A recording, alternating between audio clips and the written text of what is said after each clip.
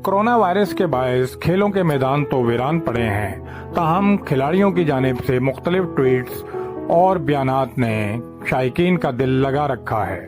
कुछ इसी तरह का बयान पाकिस्तान क्रिकेट टीम के साबिक फास्ट बॉलर शोएब अख्तर की जानिब से आया, जिसने दिल तो लगा दिया लेकिन माहौल भी गरमा दिया। शोएब अख्तर, जिनका कैरियर तनाज़ात से भरा पड़ा है, उनके इस बयान ने एक नया तनाज़ा खड़ा कर दिया है। शोएब अख्तर का कहना है कि पाकिस्तान क्रिकेट बोर्ड के कानूनी मुशीर तफज्जुल रिजवी नालायक शख्स हैं, अकल से आरी हैं और इन्हें कानून के बारे में कुछ पता नहीं। इनकी जानिब से ये बयान आना था कि दोनों जानिब से माहौल गर्म हो गया।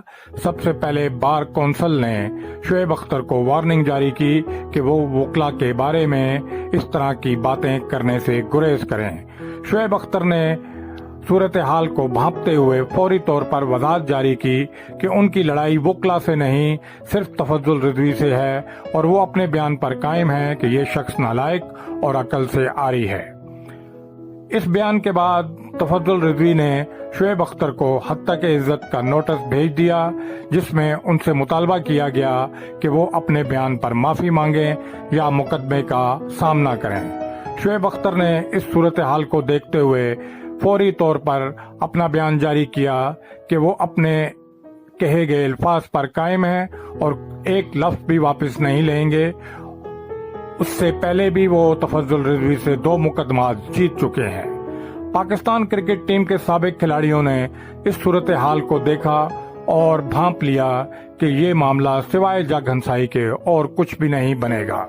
सबसे पहले साबिक कप्तान शाहिद अफरीदी ने एंट्री दी और उन्होंने कहा कि वो इन दोनों के दरमियान सुलह कराने के लिए अपनी खिदमत पेश करने को तैयार हैं। इसके बाद पाकिस्तान क्रिकेट टीम के साबिक कप्तान मोहम्मद यूसुफ भी आ गए और उन्होंने कह दिया कि मैं इन दोनों के दरमियान सुलह कराने को तैयार हूं और ये मामला कोई इतना बड़ा नहीं, दोनों मिल बैठकर इसे हल कर सकते हैं।